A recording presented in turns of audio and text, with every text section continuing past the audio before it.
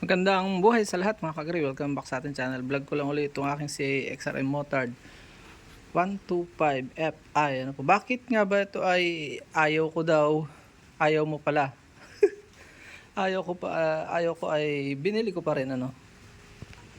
Una sa lahat po ay gusto ko magpasalamat sa lahat ng nagbas, nag-comment dun sa vlog na yun dahil doon na monetize tayo. At alam niyo naman social media industry ito po ay usapin ng kung paano makakuha ng internet traffic at hindi lang naman tayo doon. Kumbaga, gusto ko pong linawin muna sa vlog na ito na ang intention po natin hindi siraan itong Honda.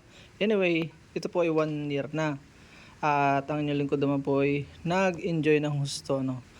So dito sa vlog na ito, aking paliliwanag kung bakit ginusto ko ito kahit ayaw ko, no, na parang napilitan ano. Sa totoo lang buhay po, ang gusto kong una ay yung Yamaha 125 na hindi dumating sa atin. 3 taon ako naghintay o na-aksidente po yung aking motor.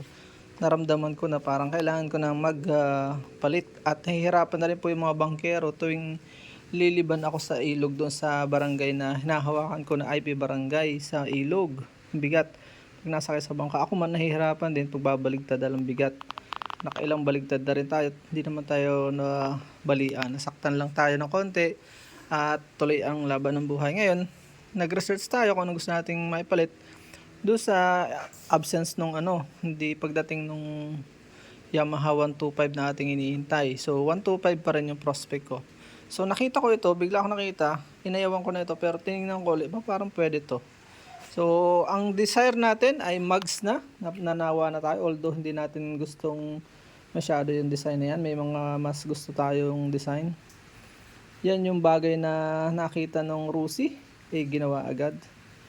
Kaya nagtatablahan sila sa marketing. And then ito, sabi ko nga sa inyo, maliit siyang bagay, yung rubber boots na malaking bagay. Kita nyo, 1 year pa lang nasuka na siya ng langis, palitin agad ang oil seal. Kasi nga, lagi po ako sa ilog.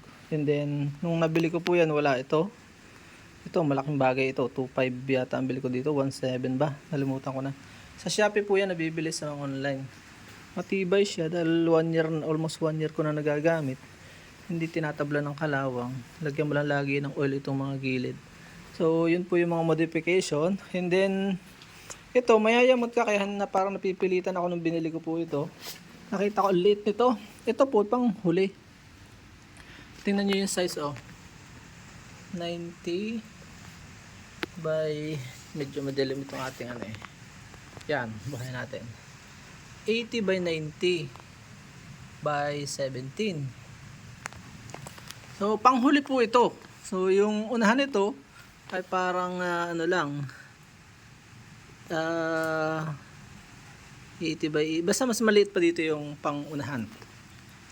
Bagay na nung nabili ko nga ay nagwiwigil-wigil at delikado po yun. Akala nyo simple lang po yun. Napakadelikado nun. Ito gustong gusto ko ito, protection para hindi magputik. Marami akong gusto pero marami din akong hindi masyadong nagustuhan. Wala na lang po akong choice talaga. Kasi yun po ang totoo. Second choice ko po yung KLX 125. Kinapos naman natin binti. Paa para sa banking sa ilog, ganun din. At mabigat din siya. Yun, at mabigat din yung presyo kaya hindi yun. Ito, sapat lang presyo pero may hinahanap ako dito to. Simple lang, no? Yung rubber boot, simple lang, kayang bilhin. Kaya sabi ko parang pwede na rin. Eto naman, napakaliit lang na bagay pero malaki yung epekto nito sa kamay. Hindi ka basta-basta pag meron ka nito. So yung carburetor type, meron ito, nakakalungkot. Ito pang mas mahal, ang wala nito. So naging atsura nito kung titingnan mo sa unang tingin, pagka binili mo, tiningnan mo sa kasa, ay parang enduro, mini enduro. Pero pinaporma nito kung meron ito. Luckily ay meron naman palang nabibili online. So pinatulan ko na rin. Kaya ito na rin na binili ko. At hindi na pa ako nagsisisi. Napakatipid naman po talaga. Pasintabi sa mga fanatic na XRM talaga. Ako po isa na rin sa fanatic ngayon. Kasi nga ito, ayaw ko din sana nito. At nababaduyan ako. Ngayon ko naintindihan yung kalooban ng Diyos sa akin. Napakahalaga po nito. Dito ko nalalagay aking mga bahagi. Lalagyan ko pa sana dito nung grill na protection. Kaya natsakahan ako tapos hindi magkasya. Parang bulky na masyado. Hirap siya pag maglilinis. Kaya hindi ko na nilagyan po nito. Ito, mahirap dali lang ito ikabit. Ito, bumili pa po ako ng bracket nito. Ito dito, sa kaliwa pala, sa kaliwa. Ito, binibili din po ito. Available din po yan online, kaya maganda. So, yun po, ano. So, napakatipid niya. Tinirik na rin po ako. Gusto ko magsisi sana, pero hindi naman na. Dahil nga, nandito na eh. FI, yan pala ang weakness ng FI. At pagka nilusong mo sa tubig ng pinatay mong makina, yari ka, hindi na siya tatakbo. Maglalak na siya sa loob. So, ang tip ko lang, kung bibili kayo nito, huwag nyo papatayin sa pagsulong sa baha.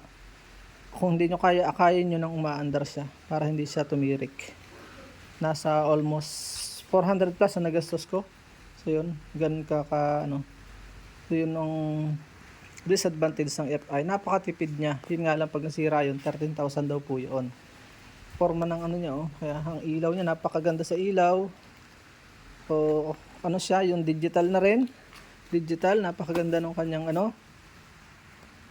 Tingnan niyo, pakita ko lang sa inyo. Yan, oh. Pagka bubuksan mo, alisin mo muna yung ilaw na yun sa kabila para hindi masira.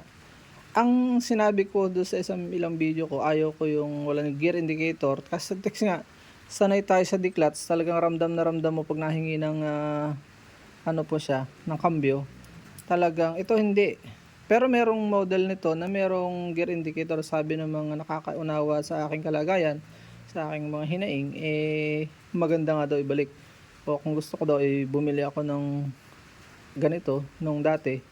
Yun ako naman, mas maganda naman itong digital. So, anyway, nasasaulo ko na rin. Mahirap talaga pag sanay ka sa decluts, tapos bigla kang nag-shift dito sa digital at o automatic na walang clutch. Mas maganda pa nga ito at mayroong ditong cambio, yung automatic talaga full automatic. Ito semi-automatic. Okay, tama. Isang lang siya. Minsan nagluloko na rin ito, pero madalang naman. Pag umaga, wag mo siyang electric push start.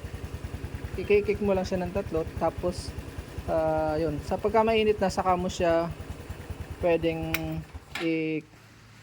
push button. Yun lang. At napakaganda nung kanyang makina, kahit ng kanyang itong daming laman, madami ka may laman dito. Yun ang gusto ko din dito. Yan, ito nyo. Kasi sa akin tools, kasi sa akin kapote, kasi ang aking mga panghugas nandiyan. Gagawan ko pa siya dito ito yung kailangan mapalitan para may protection dito. Mga modification na basta huwag naman yung magsasala yung iyong huwag kang magsusway, huwag kang may imbalance, pwede po kayo maglagay ng ganun.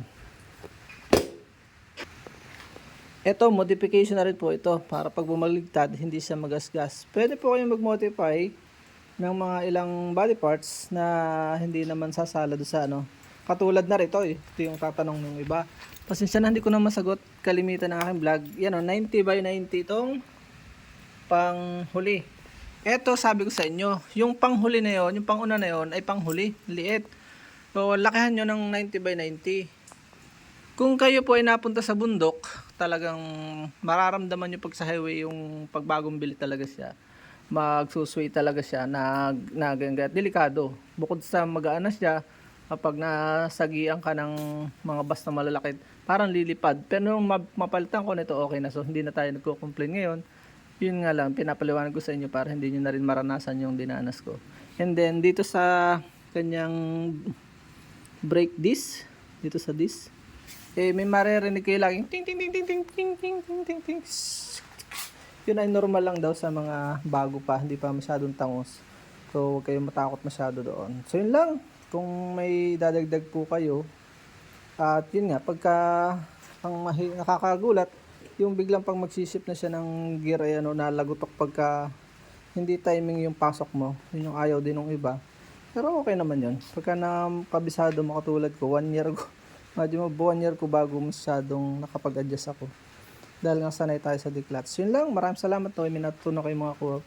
Please share this video para mas may maintindihan yung mga bibili pa lang nito. Binabalance lang po natin ang ating pong vlog. Parang cellphone unboxing na review. Kailangan sabihin natin yung positive and negative. Salamat sa nakaunawa, sa mga nagbabasa, salamat din. Dagdag po natin yung kabuhayan para sa ating mission. Paalam and God bless.